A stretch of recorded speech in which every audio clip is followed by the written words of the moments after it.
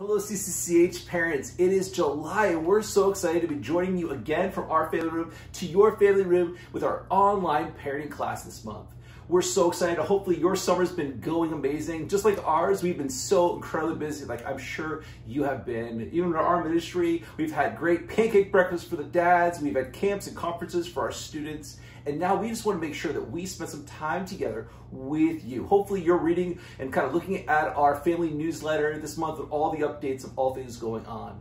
Well, if you haven't been around this summer, or maybe you've been tuning in, Pastor Kyle's been talking about spiritual disciplines on Sunday morning. And so this week and this month, we wanted to talk to you about spiritual disciplines when it comes to your family, specifically when it comes to Bible reading and devotion. So I want to share with you just a quick passage as we talk through this idea of family devotions and family Bible study, also encouraging your child, your student, to get into the Word on their own. Psalms 119 talks to us about this and says, "How does a young man keep his way pure? By living according to your words. Your word have I hid in my heart that I may not sin against thee." And you know what? That is what we want for our students. We want our students to live the life of righteousness, of godliness, and of purity. And that happens through getting into God's word together. We've spent some time this year in student ministry talking about that. I know our kids and our kids ministry have talked about this idea as well. Now, Pastor Kyle's been challenging us all on spiritual disciplines. So we want to make sure that you had some tools and some ideas on how to do Bible study at home, but also some resources for your child, for your student to use as well independently. We want to share with you some practical ways that we in our own family have done devotions and prayer with our kids. We started at a very early age with our kids, around 2 and 3 years old. We found this devotional. It's a devotional for preschoolers, 1 year.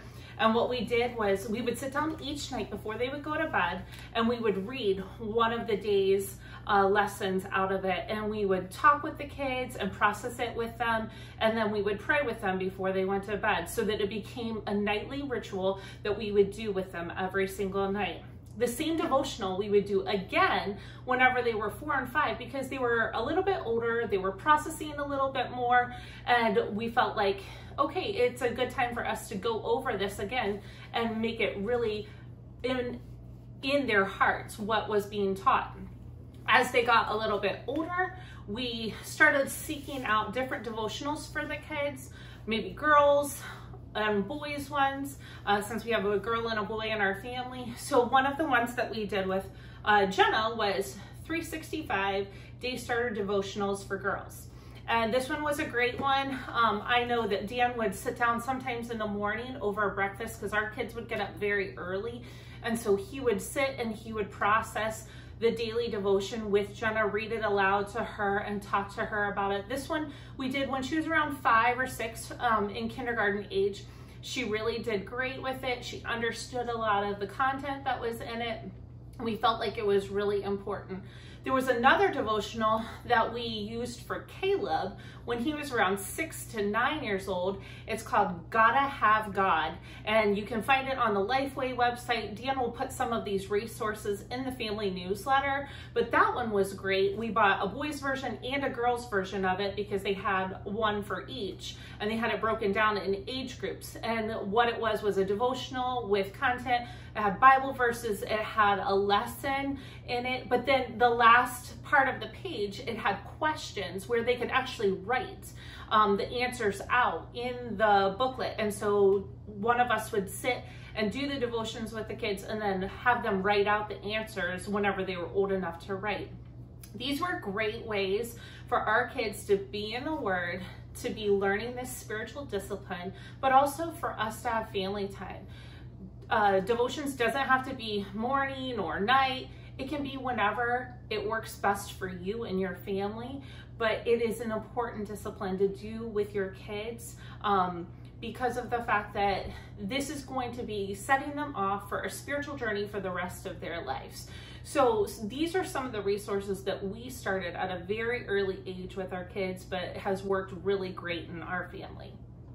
Absolutely, and we've seen the results of that. We've seen our kids wanting to read God's Word on their own. And so as they've got older, we've spent some time with them doing devotions together, and then little by little, we've handed off the reins to them to kind of put the independent study in their mind and their heart and on their own. As we get started kind of in their middle school years, Caleb and I spent a couple different times over the last couple of years doing some different devotionals together. One of my favorites that he and I really enjoyed is by my friend Tony Miles and his son Daniel, who's actually a teenager. So Tony and his teenage son wrote a book together called If What If. And I've actually suggested this to a few of you already and talked to you about it, but it's great. It's a devotional book that goes through God's Word and God's truths, but also asks some silly what if questions as you go through. And as you go through it, it goes a little bit deeper. And Tony is just a great man of God, and his son did a great resource. Another one, once again, a father and son and his daughter wrote this together. Mel Walker and his two kids put down together. This is a 30-day devotional, especially great for older teens. So if we have some high schoolers listening in, some moms, dads who have high schoolers,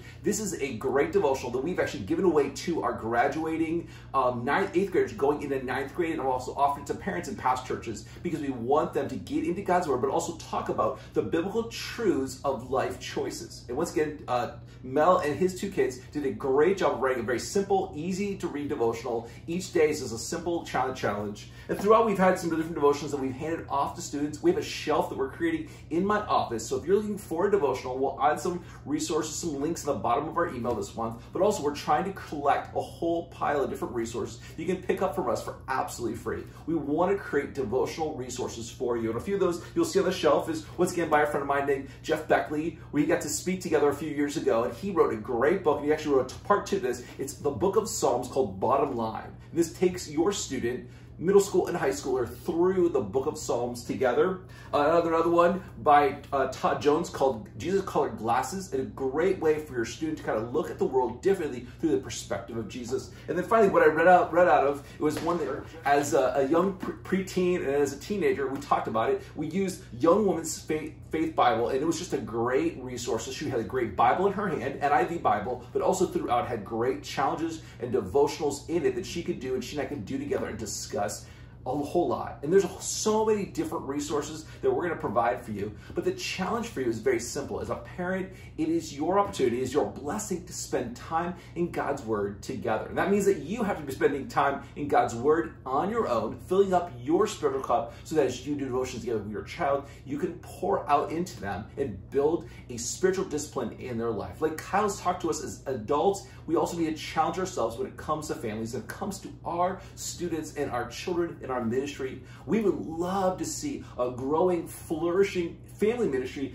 based on God's Word, and that we have this group of parents, this group of families that are reading God's Word faithfully together. Keep it simple. Don't go crazy. Don't feel like you have to be guilty and feel guilty if you miss a day, but just find some time, intentionally putting aside time to read God's Word. In the morning, at night, whenever you have an opportunity, especially right now during the summer months, it's way easier to get into these easy rhythms and kind of set that habit before you get into the busyness of the school year and everything else. We just thank you so much for tuning in every single time. Hopefully these simple classes have helped you, encouraged you. As always, we're here for you as parents to parents. We would love to talk to you. Email us, call us, let us know how we can help you. If you have questions about devotional books or questions about anything when it comes to parenting and to family, we would love to encourage you, maybe answer the questions, maybe even from our own kind of resources, our own mistakes, our own successes, and just walk life together with you. We hope you have a wonderful July. We'll talk to you again in August.